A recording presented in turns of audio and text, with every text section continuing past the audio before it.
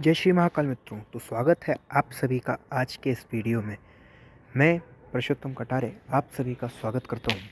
दोस्तों, अब तक हमने जाना कि कैसे हुआ भीष्म का जन्म, कैसे हुई भीष्म की मृत्यु और किस कारणवश गंगा पुत्र भीष्म ने ली आजीवन ब्रह्मचारी रहने की प्रतिज्ञा। परंतु ये बात तो अभी भी रही गई कि कौन था शिखंडी और शिखंडी किस प्रकार बना भीष्म की मृत्यु का कारण। दोस्तों, हम आपको संपूर्ण जानकारी बताएंगे, परंतु उससे पहले यदि आपने हमारे चैनल को सब्सक्राइब नहीं किया है तो हमारे चैनल को सब्सक्राइब करें और महाकाल के भक्त वीडियो को लाइक ज़रूर करें। जय श्री महाकाल मित्रों। तो कथा कुछ इस प्रकार है। महाभारत में काशी के नरेश की 3 पुत्रियां थीं, अंबिका और अंबालिका। राजा ने तीनों पुत्रियों के लिए स्वयंवर आयोजित किया। इस स्वयंवर में भीष्म बिना बुलाए पहुंच गए थे और तीनों राजकुमारियों को बलपूर्वक हरण करके हस्तिनापुर ले आए थे। भीष्म ने तीनों राजकुमारियों से अपने सौतेले भाई विचित्रवीर्य से विवाह करवाना चाहते थे। अंबिका और अंबालिका ने तो विचित्रवीर्य से विवाह कर लिया था, लेकिन अंबा ने भीष्म और सत्यवती से कहा कि वह किसी और से प्रेम करती हैं, इसलिए उसे उसके प्रेमी के पास जाने दिया जाए।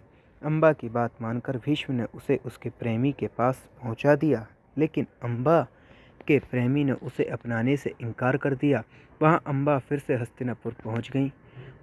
वहां भी विचित्रवीर्य ने उसे अपनाने से मना कर दिया। इसके बाद अंबा ने भीष्म से विवाह करने को कहा।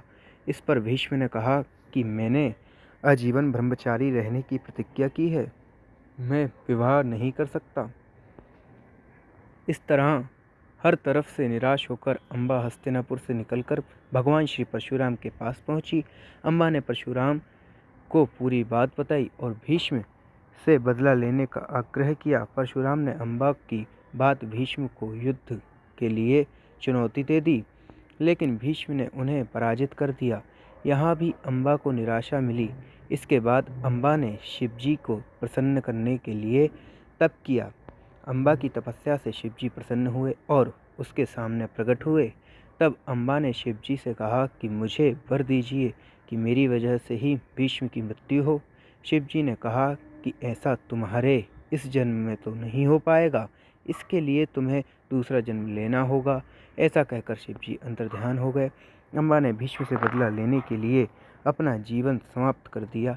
अगले जन्म में अंबा शिखंडी के रूप में राजा द्रुपद के यहाँ जन्मी। राजा ने राजकुमारी का पालन पुरुष की तरह ही किया था। एक यक्ष से वर पाने के बाद शिखंडी पुरुष बन गए थे। जब महाभारत युद्ध हो रहा था, तब शिखंडी अर्जुन के साथ उसके रथ पर सवार होकर भीष्म के सामने पहुंच गए। भीष्म स्त्रियों पर प्रहार नहीं करते थे। शिखंडी भी स्त्री से पुरुष बना था, इस वजह से भीष्म ने उसकी ओर प्रहार नहीं किया। अर्जुन ने शिखंडी को ढाल बनाकर भीष्म पर प्रहार करना शुरू कर दिए। कुछ ही देर में अर्जुन ने भीष्म को पराजित कर दिया। भीष्म बाणों की शैया पर आ गए थे। शिखंडी ही भीष्म की मृत्यु का कारण बना।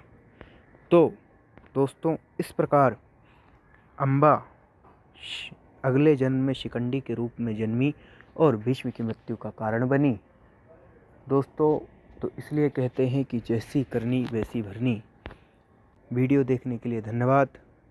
यदि आप चैनल पर नए हैं तो चैनल को सब्सक्राइब करें और आगे ऐसी ही वीडियो देखने के लिए हमारे चैनल पर बने रहें। जय श्री महाकाल। मिलते हैं अगली वीडियो में।